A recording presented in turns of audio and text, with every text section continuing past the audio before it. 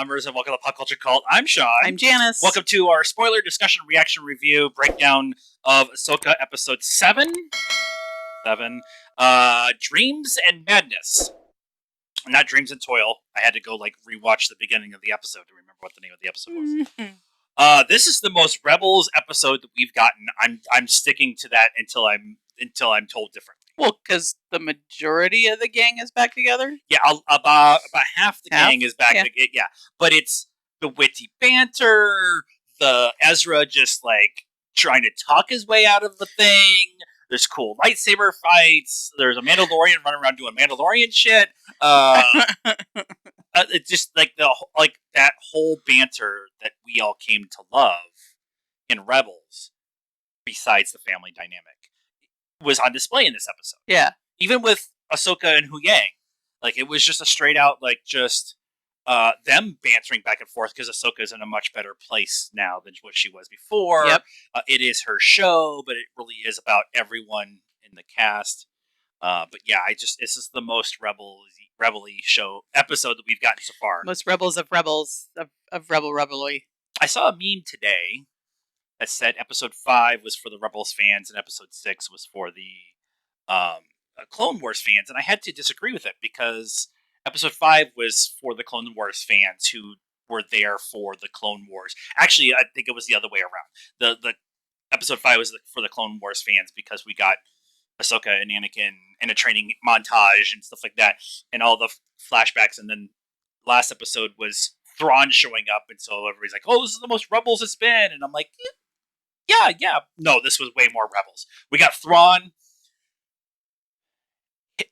Okay. New bangs. Who dis? I'm trying to.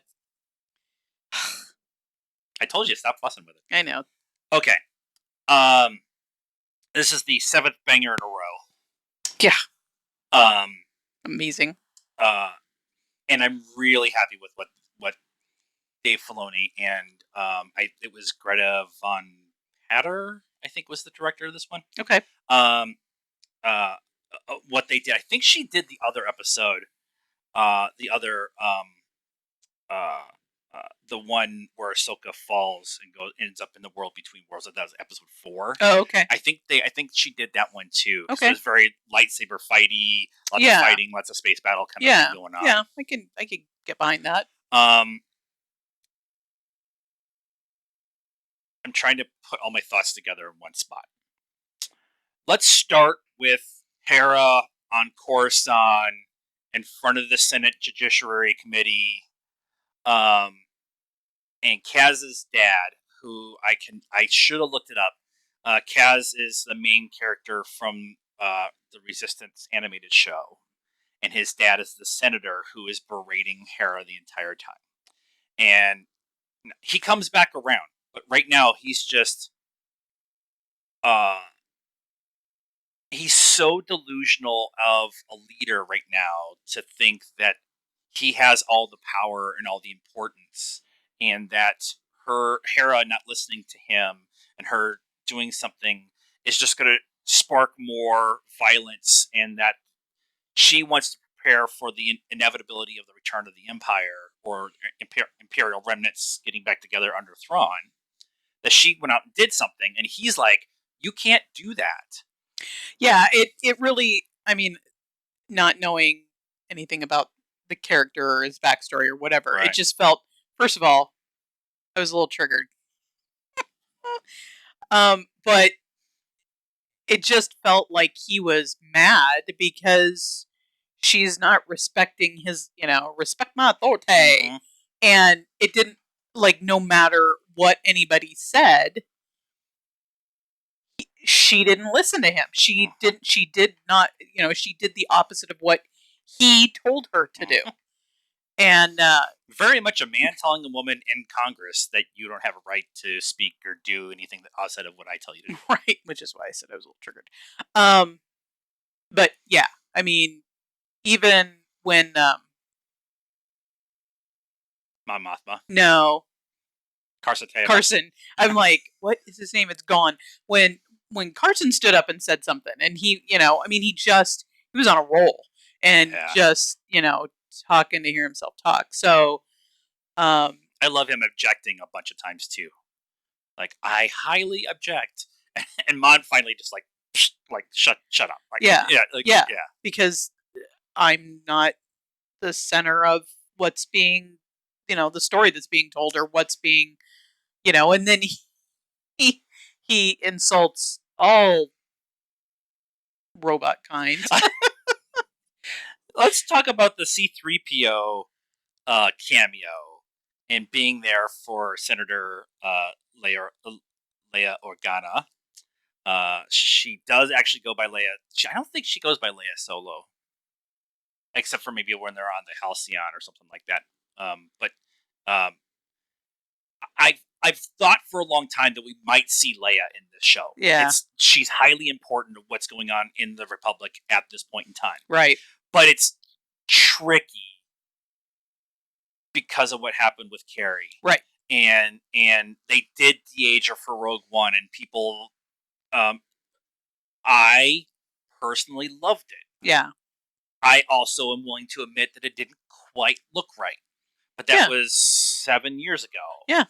And they figured it out with Mark Hamill playing Luke again. Yeah, I mean, I think that the really tricky part is that they've got to come up with dialogue. Like, it worked in was that Last Jedi? The last one. Return of the Jedi. No. The Rise of Skywalker. Wow, I'm a terrible Star Wars fan. The Rise of Skywalker. Yeah, so it worked there because she had already filmed a bunch of stuff, and so they had her back to to the screen or whatever. But now you're at a point where we don't have any movies in her life, in her real life, right? To use as a point of reference. So you have her as young Carrie Fisher, and then as older Carrie Fisher in the post quills. What are they calling sequels? The sequel trilogy. And you don't have that in between time. I like post quills, by the way. Post quills. Well, you have the prequels and the quills and the post quills. English is stupid. New Banks, who did? So, I think it would just, because I was thinking about that. I think it was in the last episode when or a couple episodes ago when they mentioned her name. Yeah. I was like, how could they even do like a hologram, because they just don't have the footage. Yeah, I am okay if they want to recast young Carrie. They've already done it. A young Leia. They've already done it with Vivian. Right. But this particular time period is very tricky.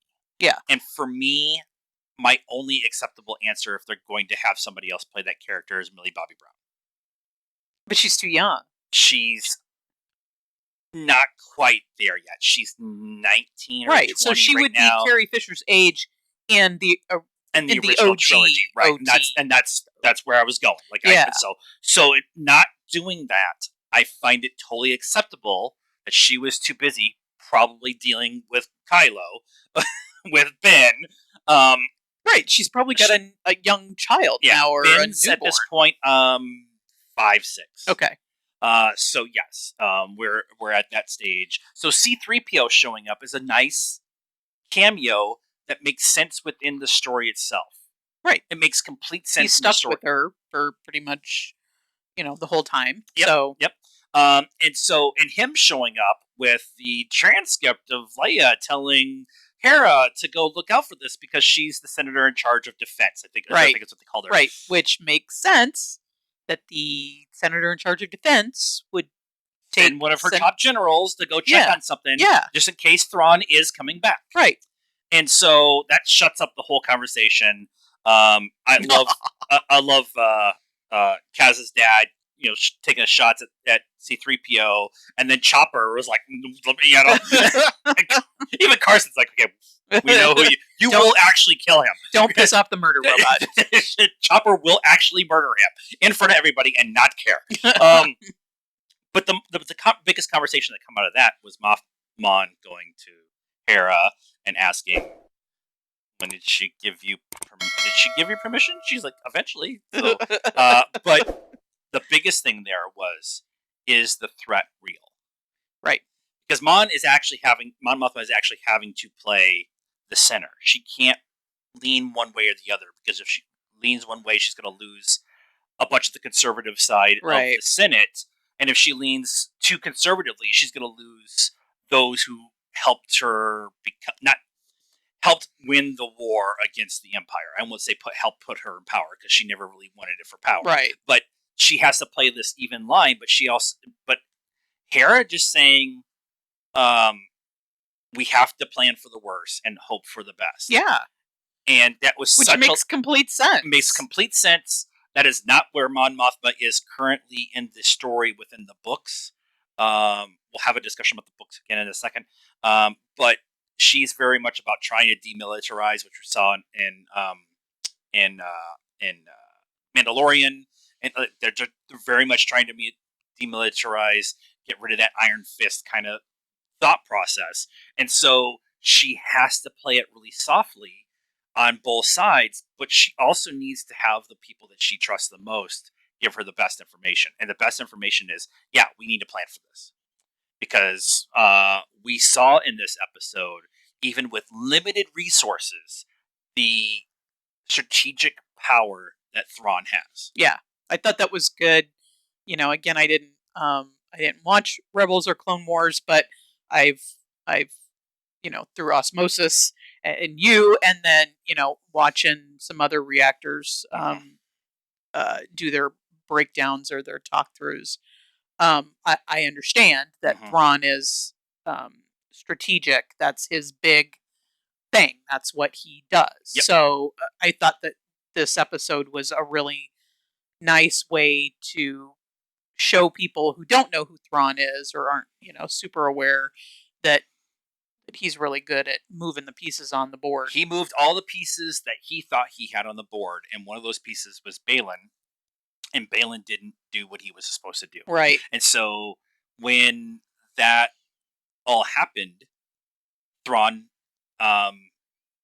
retreated is not the right word, but he went to Plan B or maybe Plan C. But yeah, and Morgan is like, this is the defeat. Our people were I see our enemy reunited, and Thrawn's like, well, the ship's ready to go, and they have no way to get out of here because the Purgle left because we left the freaking minefield, right? And so they've lost time.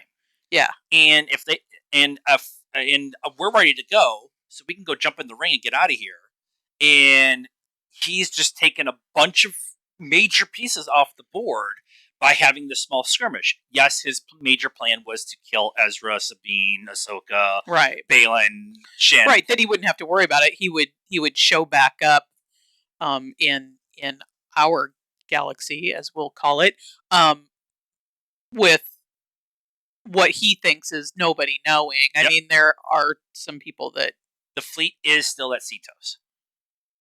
Okay. The last we know, the fleet is still there. Right. And so, if the fleet's there and he shows up with the Chimera in the ring and a battle squadron, he's going to decimate that fleet. Right, but he doesn't necessarily know that. No, but I'm pretty sure the Night Sisters, the Great Mothers, will tell him because that's true. They can foresee find that. They foresaw Ahsoka returning. They can sort of. I mean, we've seen that there's some limitations to what they can see. It's a small window of pre-sight kind of thing, right? And I don't know if it's a distance thing or maybe a what, but they haven't really explained it. And it's Night Sisters, so wooga wooga, like that's. Yada yada is not quite the right term. It's wooga wooga. Like it's, they reanimated half of Maul with wooga wooga. Yeah, but they might tone that down a little bit for this show, just because there's so many the potential for so many more people that aren't aware of Rebels and Clone Wars and what the Night Sisters are. Yeah. Still no explanation of what's in the crates. Most everyone thinks it's the souls of other Night Sisters who or Night Brothers or Night Brothers, that were there. That kind of where I'm going now. Zombies. Again, the troopers, the Night Troopers. They feel after seeing them last week, everybody's like, "The zombies, we're getting zombies." Because one of the more favorite books is reanimated stormtrooper bodies that are made into it's a really weird book, but it's one of people's favorites, and so you get zombie stormtroopers. Yeah, I think everybody kept saying that they were, and this week it felt much more just like troopers. I think it's right. The ones that are with him might be, because we saw Sabine stab one with the lightsaber, but I'm thinking like all those souls, smokes, right? Like the the guy that Marok, right, that they took down, because that was super like, ooh, he's a big bad, and he's he's coming after you, blah blah blah blah, and then she just cuts him open, smoke escapes, and we're done.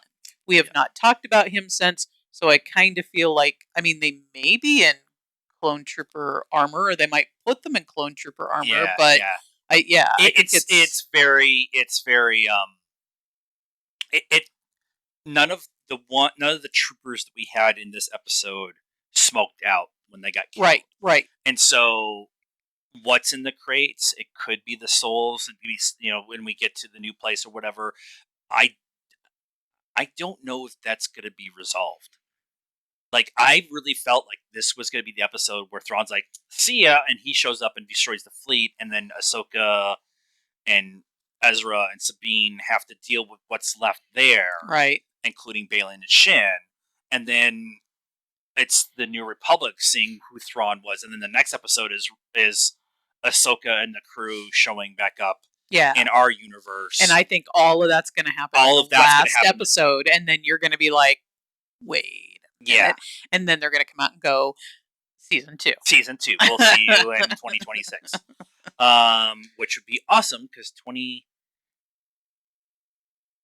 announced 2025 for Tokyo for Star Wars Celebration. So 2026 could be the Rey movie. That's the next one. That could be 2026 would be the Rey movie. The discussion right now, I'm just trying to do math in my head. That would make sense that Ahsoka came out in the spring and the Rey movie came out at Christmas time. And then you have 2026 Celebration in Anaheim, so we can go. Not that we can't go to Tokyo. It's just much easier for us to go to Anaheim. 2026, we could totally do Anaheim, even if we're over there. No, I was thinking the dates. 2024 is in Tokyo? 2024 is in Tokyo. Okay. And then 2026. Okay. Yeah. I think you might have said 2025 was in Tokyo. I was thinking 2025. They might do that short year again, but right, because they're all everything's still screwy. They're still trying to work on timing. Yeah. Anyways, welcome to Celebration Talk. We have a video, actually, if you want to watch like our photos and stuff. I'll put it up in the thing. Where are we at? 19 minutes. Okay, so Sabine and Ezra talking while the turtle people, the Otto, I think it's what they called them, were nomading across the plains, and Sabine not really answering all of the questions. Right.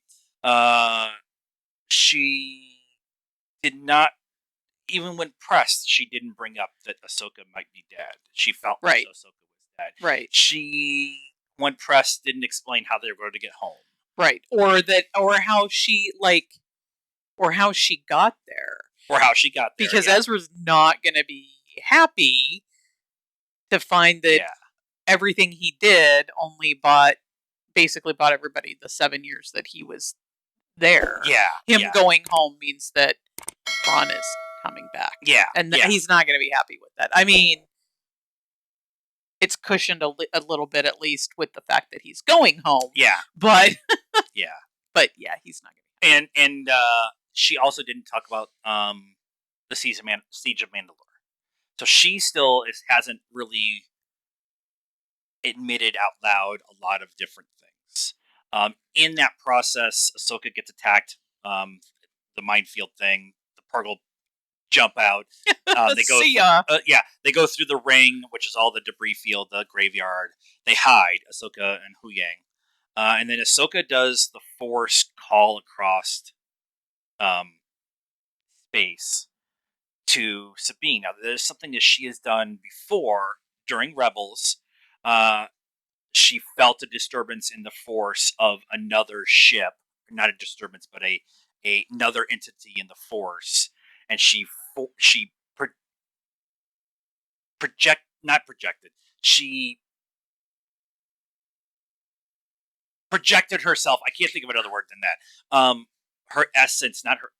Like she reached out. That's the word. That's wrong. She reached out with her feelings to see who it was, and Kanan and Ezra kind of helped her in that process. And in that, they found Vader. So that's what happened in Rebels. So her doing it here is showing that she has that ability. And Hu Yang asked about how connected they are. So obviously they're connected enough. Sabine heard her, and I love that she explained like it was something familiar. It was a feeling. It was something familiar. And Ezra's like, I know what you're talking about. I got it. Yeah, yeah. It's like a like you smell a scent that reminds you of somebody. It's kind of that same. That's kind of how I felt it was. Yeah, it's a very our world kind of easy way to explain it. Yeah. And then we get Sabine and Ezra circling the wagons because Balin and Shin and the Raiders are there, and Sabine trying to give Ezra the lightsaber. That whole exchange, I love that exchange. It's totally on character for both of them. They both nailed it. Natasha and I got to learn who's playing Ezra's name. I can't remember his name. They played it perfect. It's perfectly. But why didn't Ezra take the lightsaber? He force pushed a couple people. He's really good in hand-to-hand combat. Yeah. And then got a gun. Yeah. So he wasn't afraid to cause harm. Yeah. And he's like, I gave it to you. It's yours. Yeah. And that... It's not the dark saber. Like, freaking take it. Right. Well, and... Yeah. So, I mean, I kind of have two thoughts there. One, well, I mean, technically I have three. So I think first off, I was like, oh... I have 27 thoughts. He thinks, I got this. I'm just going to use the Force because that's all he's really had since he's been there. Yep. That's which leads to the second thought of he has not been training with a lightsaber for 7 years. Yeah. And so he's like, oh, in his mind, he's like, I don't know if I'm going to be any good with this, but you've had it for the last 7 years, so obviously you're going to be amazing with it. Yeah. He doesn't know, what's been... And he asks her, you've been training, right? And she's, well... Yeah. They start fighting and stuff. Yeah. Yeah. So, and then, I don't remember what the third one was now. But it may just be that, I mean, he kind of got in over his head. Yeah. He thought, oh, I'm going to do some blocky and some force push and we'll be fine. And then reinforcements showed up. Yeah. And then he's like, okay, I need to take a gun. Okay, we need to do something. And then Ahsoka comes into the rescue. And... the third one was, and he gave it to her. Right, so he's kind of like, it's yours now. But... And they've even talked about previous episodes that she's kind of made it her own at this point in time. Yeah. So he might even hold it and be like, this doesn't even feel right. Right, it's like a wand, right? Yeah, you don't use somebody else's wand; it's got their mojo in it. Yeah, exactly. Ahsoka coming in and then taking on the two units, the turtle people, the Natu. I'm going with Natu, until I'm told differently. Them like throwing pots and pans at the Raiders and stuff was a lot of fun. Adorable. Leads us to the final kind of couple little conversations. Big, but Balin told Shin, "This is where we part. I have my own path. Your path is this way. Go with Thrawn. Be a piece for the new Empire." And Shin questioned it, but accepted it. Right. And then and then Ahsoka shows up, and and Balin and Ahsoka have a fight. In this fight, Ahsoka is much more controlled. She uses both sabers. She has a calmness to her compared to the previous fight with Balin. And Balin fights much the same way, and they have a big couple exchanges. Their lightsaber fights between Rosaria and Rey are just so good. I know they had some stunt people jump in at times, but it's pretty much them for a lot of it. And Ahsoka beats him. She has a chance to kill him. And he says, "You can't defeat me." And she's like, "It's not about defeating you." And Hu Yang comes in, shoots up the dirt, and she takes off. Yeah. And Balin is now at a... When he told Shin, "I have my own path," he looked longingly off to the distance, away from where the turtle people were. Yeah. Ahsoka took his doggy horse thingy, whatever. Right. And so now he looked off in the same direction again, with a acceptant look on his face, like, this is my fate. This is how I need to do it. Yeah. That's how I took it.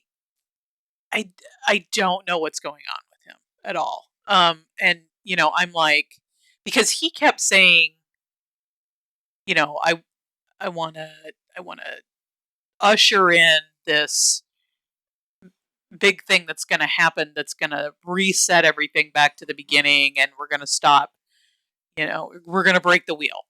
And it's like, he kept making it sound like he wanted, maybe not necessarily wanted to do it or be a part of it, but he wanted to witness it. Yeah.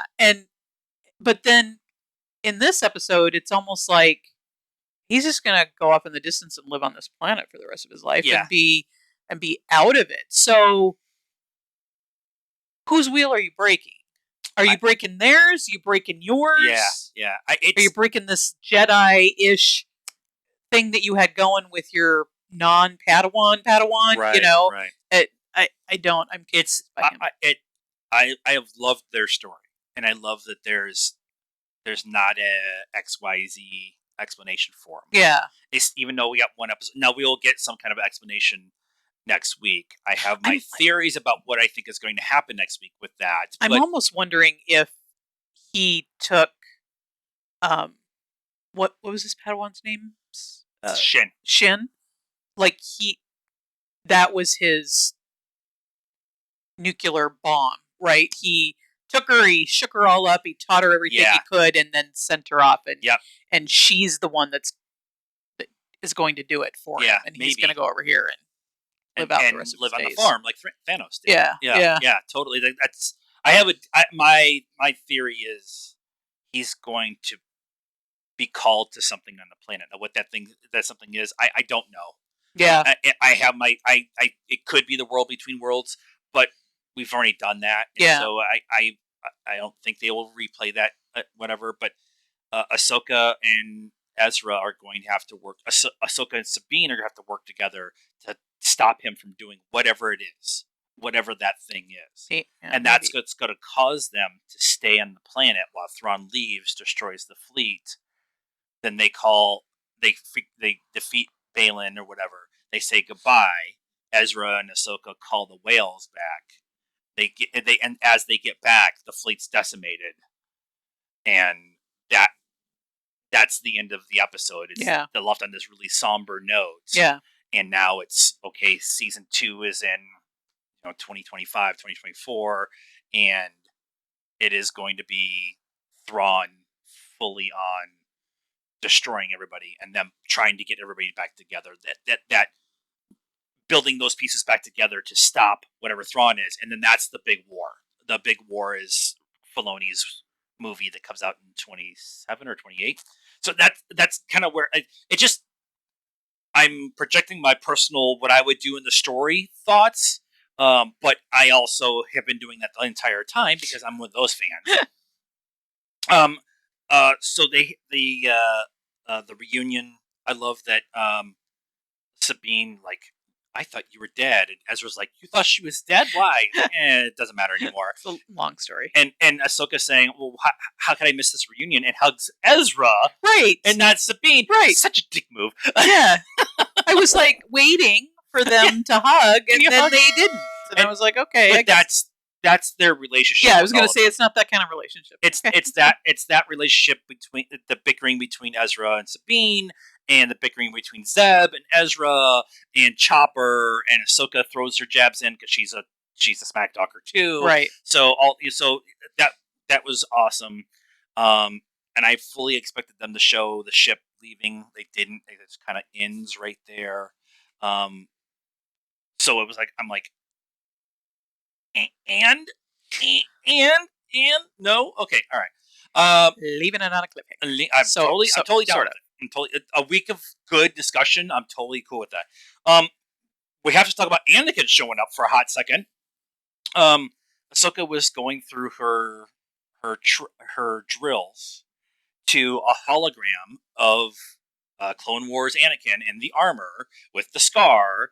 And Hu Yang and Ahsoka have a conversation at the end after she gets done with all of her movements, and she stops. She's facing Ahsoka, Aiden's Anakin's hologram, and they both bow to each other. Yep.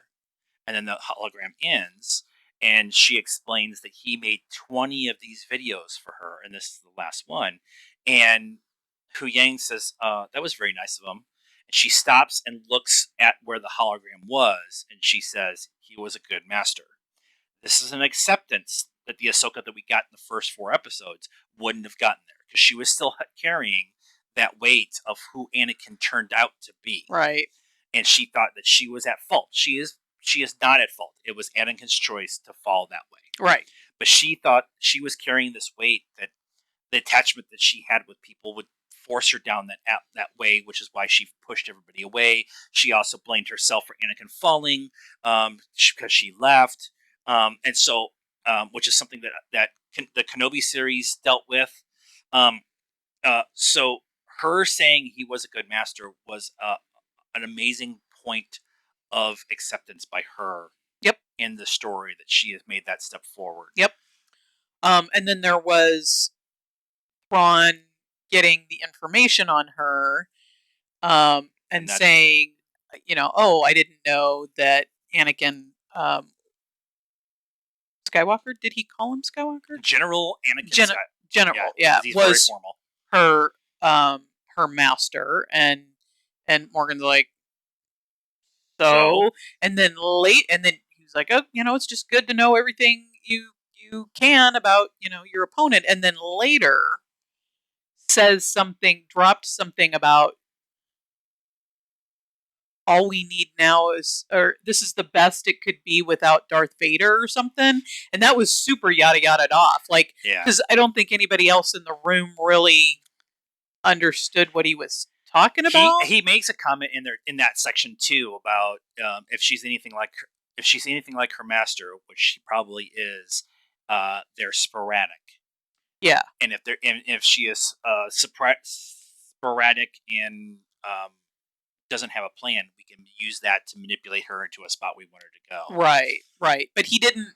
I just found it was interesting that he did not connect the two for anybody else in the room. Yeah. We know, right, but nobody else in the room other than him knew, and he wasn't connecting the two, which is almost like, why did you name drop Darth Vader? Because of the fanboys like me who knows that Thrawn was the one who figured it out. Yeah. Well, and I guess for the people who don't know that he was the one that if you're watching this point in the show and didn't get past episode 5 and go, wait, Anakin was Vader when they did the flashy scenes. No. That, like, I know that Thrawn knows that Vader and Anakin are the same person because you told me. Yes. But most people like me don't know that he knows that. So maybe that's why I just thought it was interesting that he just kind of dropped that there, but didn't make a connection for anybody else. And it was more like he was saying it to himself and everybody else. Which is possible. He does that a lot. He does a lot of out loud thinking. Yeah. And he expects his subordinates to be quiet. Yeah. Like, I'm working it out. Like, let me figure it out. I was trying to look it up. Somebody last week on TikTok asked the question, why doesn't Thrawn in episode 6 know that Ahsoka was Padawan to Anakin, and because of Thrawn alliances. And I don't remember specifically Ahsoka being brought up in that book. I do not specifically remember that happening. Now it's been a minute since I've listened to that book, and so it might be a detail that's like it's a line of dialogue that's not really important for the overall story. Yeah. And so I want people to like. A lot of people are like, the books are sacred, and if you change one little detail, it changes the entire blah blah blah blah blah blah blah. My whole universe, and Kathleen Kennedy has destroyed Star Wars. But I don't think Ahsoka was mentioned in the books. When I looked it up real quick before we did this review, um, nothing specifically came up right away. There was a lot of, should you read the Thrawn trilogy before Ahsoka? It might be in the Wikipedia. It's hard to say. That was not the first thing that came up. Yeah. And usually, if it's something of importance like that, it does. Yeah. That didn't. It was just a bunch of articles. There was a subreddit conversation about the Thrawn books, and adding the Thrawn books in the discussion of should you read them and have be ready for Ahsoka and stuff. So, but he's using that knowledge of Anakin being crazy and making it just winging it most of the time, and assuming that Ahsoka's going to do the same thing, which isn't necessarily wrong. But then he asks the Great Mothers to pinpoint her in the asteroid field and start shooting at her to force her one direction. And again, him showing his tactical prowess about all the different ways he did things, and his also technical prowess of we don't need to lose resources in a battle that isn't anything other than what it's done everything I needed to do. Even if we lose, I'm willing to withdraw. Right. I don't need to kill them right here. It doesn't matter. It does. I what I wanted out of this battle, I got out of this battle. Yeah. Sometimes what he wants in those battles is just to get information. Yeah. I will put my ships in danger for 2 minutes to see how people react. They reacted a certain way, including his own people. If he has a commander of another ship, he will do something where he will put them in harm's way to see how they react. And if they react the way they're supposed to, they will be okay. But if they overreact and fire back or move out of formation or whatever, then they're completely toast. And he will be like, that's exactly what I thought they were going to do. That's the information I needed. Time to go. Yeah. And so, yeah. So it's Thrawn's really fun and interesting character. And what they could do with him going forward is a lot of it. It's really good. I think that's everything we should talk about in this episode. Our review is about the same length as the episode, but there's a lot that's typical around here. So let us know what you thought of Dreams and Madness, episode 7 of Ahsoka. We only have one episode left. We also did some math. We realized that we leave the week after Ahsoka's done. Actually, we leave the Saturday after Ahsoka's done on Tuesday, so that will have to be a worry. Loki, on the other hand. So let us know what you thought of this episode in the comments down below. Please be nice. That is a requirement around here. Like this video, subscribe to the channel, hit the bell for notifications. Follow us on all social media stuff: Facebook, Instagram, Twitter, and TikTok. You think I would know how to do this after 900 videos? Follow us on all social media stuff: Facebook, Instagram, Twitter, TikTok. Links in the description down below. And next time, cult members, afternoon, evening, bye now.